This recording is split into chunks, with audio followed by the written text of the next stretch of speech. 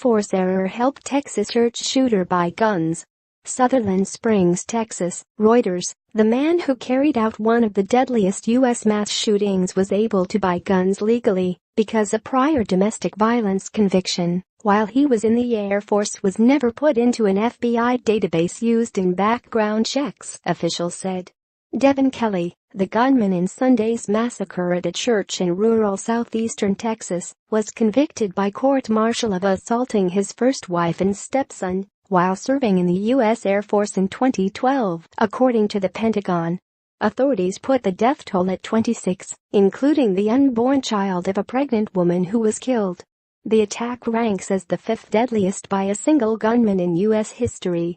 Investigators were still probing a conflict between Kelley and his in-laws that appeared to have set off his rampage, though the Federal Bureau of Investigation thus far has been unable to crack into the man's cell phone, officials said. The Air Force said it had failed to transmit information about Kelley's conviction to the National Criminal Information Center system, a federal database used by gun dealers to check prospective buyers for criminal backgrounds.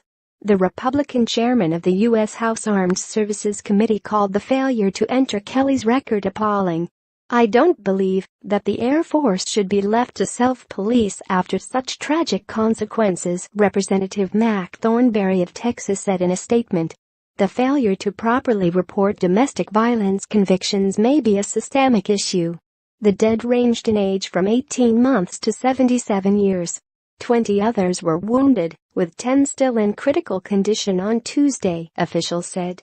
Kelley died of a self-inflicted gunshot wound in his getaway vehicle, where authorities found 2 handguns, said Freeman Martin, a spokesman for the State Department of Public Safety. Kelley was also wounded by a resident of the community of about 400 people who heard the gunshot, grabbed his rifle and raced to the church, shooting the 26-year-old twice as he fled. The massacre stirred an ongoing debate over gun ownership, which is protected by the Second Amendment of the U.S. Constitution. Guns are part of the fabric of life in rural areas. U.S. President Donald Trump told reporters he believed stricter reviews of gun purchases would not have stopped Sunday's massacre. There would have been no difference, Trump said during a visit to South Korea. He added that stricter gun laws might have prevented the man who shot Kelley from acting as he did. You would have had hundreds more dead. Authorities said Kelley had been involved in a domestic dispute with the parents of his second wife, whom he married in 2014, and had sent threatening text messages to his mother-in-law before the shooting. "We have some indication of what the conflict was between the family," Martin told a Tuesday press conference. "But there's still a lot of work to be done." Although Kelley's in-laws occasionally attended services at First Baptist, they were not there Sunday. Kelley's cell phone has been sent to the FBI's crime lab at Quantico, Virginia, where specialists have been unable to get into it to see if it holds details on the cause of his attack, said Christopher Combs, the FBI special agent in charge in San Antonio.